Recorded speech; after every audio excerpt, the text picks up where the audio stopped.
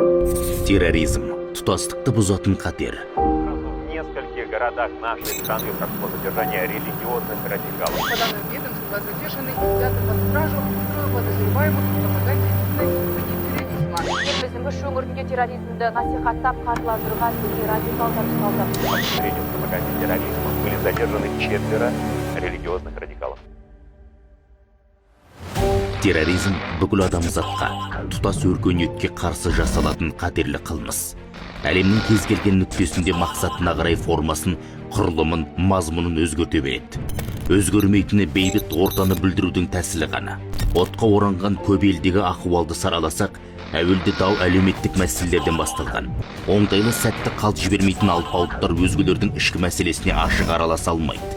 Сондықтан сойқанның сценарийін сырттан сызады. Қолдан ағым жасап, қаржылай қолдап, қарумен қуаттайды.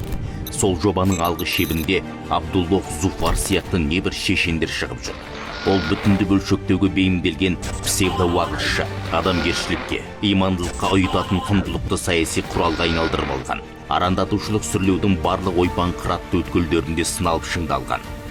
Діни терминдерді бұрмалап, содырлардың зорлық зомбылығын қашанда ақтап алады. Таяу шығыстан тынбай озбыр идеологиясын таратады. Сорақысы, көкірегі қараңғы тобыр әлі де сенеді. Көсемдерінің нені көксейтінін де түсінбейді. Әйтеуір ұрандата береді. Жалпы әлем күш біріктіріп, террористік ұйымдарды бүгін көрге көнбесе, ертең жеті басты аждахадай басқасы шығады. Себебі бұл қылмыстың тасасында есірткі трафигі, заңсыз қару-жарақ пен адам саудасы қызып тұр. Қиянаты көпті өлімге итермелейтін Абдуллох Зуфардың да көмейіне құм құйғанмен оны алмастыратындар табылуы кәдік. Сондықтан арандатушыларға арандап қалмаудың жалғыз жолы бірлікті бекемдеу, сенімсіз көздерден ақпарат алмау, дін туралы сөйлеп, Алланың атын айтты екен деп әлдекімнің айдағына ермеу. Сақтансаң сақтарым деген тәмсілді ойына түйген жан терроризм мен экстремизм секілді қатерден де құтылары айдан анық.